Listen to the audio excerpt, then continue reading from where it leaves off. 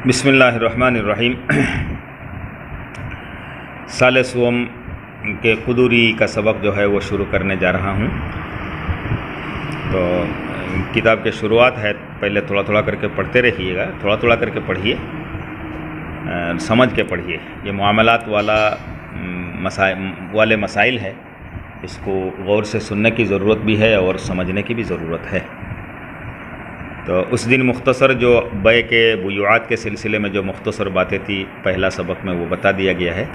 आज जो है इबारत शुरू करते हैं। तो इबारत है बिस्मिल्लाहिर्रहमानिर्रहीम। अल-बैउ यनाक़िदु बिल ईजाबि वल क़बूली इज़ा काना बिलफ्ज़िल माज़ी।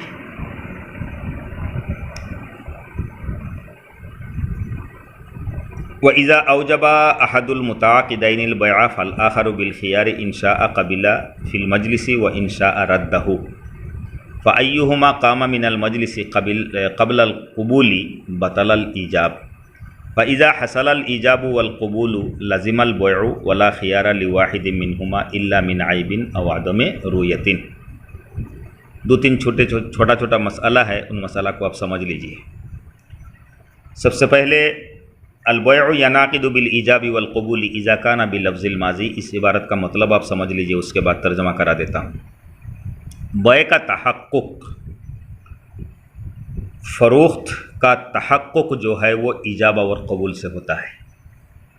आप मार्केट में जाकर के दिन भर सामान आपके सामने रखा हुआ है, आप चिल्लाते रहे बाज़ार में, मैंने बेच दिया, किसी ने ख़रीदा नहीं, तो आपका सामान वहीं का वहीं पड़ा रहेगा।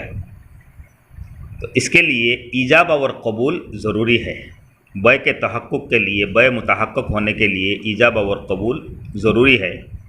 ईजाब और कबूल किसको कहते हैं? यानी एक आदमी कहे कि मैंने ये ख़रीदा और दूसरा कहे कि मैंने ये तुम्हारे हाथ बेचा, उसी का नाम ईजाब और कबूल है। तो इस ईजाब और कबूल से बै जो है वो पक्की हो जाती है, मुनाकिद हो जाती है। लेकिन इस ईजाब और कबूल के लिए शर्त ये बताया जा रहा है कि दोनों कलमात, ईजाब के कलमात भी ही फ़ेल माजी हो और कबूल के लफ्ज़ जो है वो माजी का हो। मुस्तकबिल का लफ्ज़ हो तो ईजाब और कबूल नहीं होता है। मिसाल के तौर पर आप मार्केट में अंडा लेकर के गए हैं, अंडा हाथ में लिया, आपने कहा कि मैं ये अंडा बेचूंगा, काली बेचिब पारूँ, दुदिन पिछत छमाह पिछते बेचिब पारूँ। मानुह एजन गई आछे, तेও कले मैं किनिम दे, दुईटा मुस्तकबिल हो गल। 3 माह पिछत आহি बोले এই দিনাখন তুমি যে বজাৰত কৈছিলা মই বেচিম, মই কৈছিলোঁ মই কিনিম, গতিকে মোৰ কণীটো দিয়া আৰু পইচা লৈ গৈ মই কেতিয়াবা বিকিলোঁ। বয় নহ'ব। कस्टमर अहार पिछत मैंने ये आपको बेचा, उसने कहा कि मैंने ख़रीदा, यानी बेचा और ख़रीदा ये दोनों लफ्ज़ जो है वो माजी का है। तो इस तरह के अल्फाज से, माजी के अल्फाज से जो है वो बै मुनक़िद होता है। और माजी का अल्फाज इसलिए शर्त करार दिया ताकि बै और मुआमलात में बात जो है वो पक्की होनी ज़रूरी है। अगर बात पक्की ना हो तो बाद में झगड़ा का अंदेशा है। इस वजह से शरीयत मुतहरा ने, पाकीज़ा शरीयत ने ये करार दिया है कि बै मुनाकिद होने के लिए माजी लफ्ज़ यानी ईजाब और कबूल जिस तरह से ज़रूरी है, उसी तरीके से ये ईजाब और कबूल जो है वो लफ्ज़ माजी का होना ज़रूरी है। अल-बैउ यनाक़िदु बिल ईजाबि वल क़बूली, बै मुनाकिद हो जाता है ईजाब और कबूल के ज़रिए से। इज़ा काना बिलफ्ज़िल माजी, जबकि वो दोनों, यानी काना वो दोनों से मुराद ईजाब और कबूल जो है वो लफ्ज़ माजी हो। ईजाब और कबूल की मुख्तसर तारीफ़ सुन लीजिए। मुताक़िदैन में से एक बेच रहा है, एक ख़रीद रहा है, दोनों को मुताक़िदैन कहा जाता है। अक़्द करने वालों में से जिसका कलाम पहले होगा उसी को ईजाब कहा जाता है, जिसका कलाम बाद में होगा उसी को जो है वो कबूल कहा जाता है। मिसाल के तौर पर एक आदमी बाज़ार में कुछ लेकर के गया है, तो बाज़ार में आदमी सामान बेचने के लिए ले जाते हैं। एक ख़रीदार आया, आकर के उसने नहीं कहा कि मैं बेचूंगा, सीधा उसने कहा कि तुम्हारा ये सामान है, मैं इतने में ख़रीदता हूँ। उसका भाव आ गया, उसका पड़ता आ गया, उसने कहा कि चलो भाई मैं इतने में तुमको ये देता हूँ। तो जिसकी तरफ से पहली बात आएगी, चाहे वो ख़रीदने वाला की बात हो, मैं ख़रीदता हूँ, ये पहले आए, या चाहे वो कहे कि मैं तुमको ये बेचता हूँ, ये पहले कहे, जो पहले कहेगा उसी को ईजाब कहा जाएगा, जो बाद में कहेगा उसको कबूल कहा जाएगा। وَإِذَا أَوْجَبَ أَحَدُ الْمُتَعَاقِدَيْنِ الْبَيْعَ فَالْآخَرُ بِالْخِيَارِ إِنْ شَاءَ قَبِلَ فِي الْمَجْلِسِ وَإِنْ شَاءَ رَدَّهُ۔ بیع ہو جانے کے بعد ایک بیع کے متعلق ایک ضروری مسئلہ بتاتے ہیں کہ بیع کے ایجاب کرنے کے بعد کسی نے ایجاب کیا، یعنی جس نے پہلے کہا، یا تو کہا میں نے بیچ دیا یا تو کہا میں نے خریدا، اس ایجاب کے بعد دوسرے کو اختیار ہے کہ چاہے اس کو قبول کرے یا تو چاہے اس کو رد کر دے۔ اسی مجلس میں کہا میں نے بیچا، اس نے کہا یا تو کہا میں نے اس کو خریدا، تو بیچنے والے کہہ سکتا ہے کہ نہیں میں نہیں بیچوں گا، اس نے کہا کہ میں نے بیچا، خریدنے والا کہتا ہے کہ میں نہیں لوں گا۔ اسی مجلس میں اس کو رد کر سکتا ہے، یعنی اس بیع کو رد کر سکتا ہے، اس کو کینسل کر سکتا ہے۔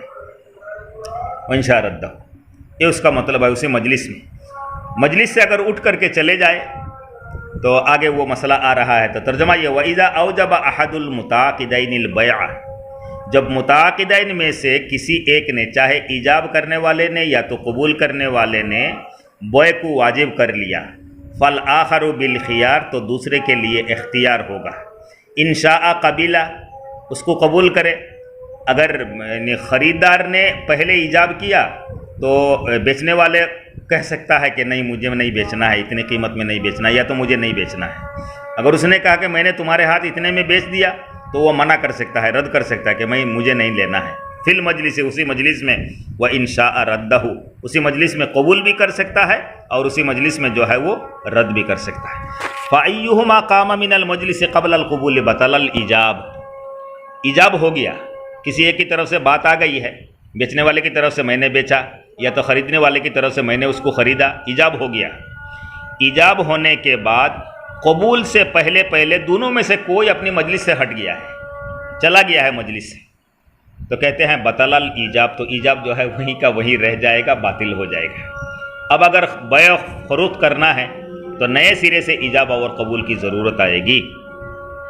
تو مجلس سے ہٹ جانے کا مطلب یہ نہیں ہے کہ صرف مجلس سے چل دیا، یہ نہیں ہے، گھر میں بیٹھ کر کے کوئی سامان سامنے رکھا ہوا ہے، اس کو خریدنے اور بیچنے کی بات ہو رہی ہے، تو قیمت لگی، جب ایک کی طرف سے جب میں اتنے میں بیچتا ہوں، بیچنے والے نے کہا میں تمہارے ہاتھ میں یہ فلاں چیز اتنے میں بیچتا ہوں، اس نے میں خریدتا ہوں کچھ نہیں کہا، ایجاب ہو گیا، قبول نہیں ہوا، لیکن اس کے بعد جو ہے بات یہیں پہ رہ گئی ہے، تو اس نے کہا گھر والے کو کہا کہ چائے لاؤ، کھانا لاؤ، فلاں آیا ہے، یہ سب دوسری باتوں میں لگ گیا ہے، نماز پڑھنے کے لیے چلا گیا ہے، کپڑا دھونے کے لیے چلا گیا ہے، نہانے کے لیے چلا گیا، استنجا کے لیے چلا گیا، تو یہ ساری چیزیں جو ہے وہ مجلس سے اٹھ جانے کے مترادف ہوں گے، ان سب کاموں سے جو ہے وہ ایجاب جو ہے وہ باطل ہو جائے گا۔ فَأَيُّهُمَا، پھر جو کوئی، یعنی متعاقدین میں سے جو کوئی قام من المجلس، مجلس سے اٹھ جائے گا، قبل القبولی، قبول کرنے سے پہلے، بطل الایجاب، تو ایجاب جو ہے وہ باطل ہو جائے گا۔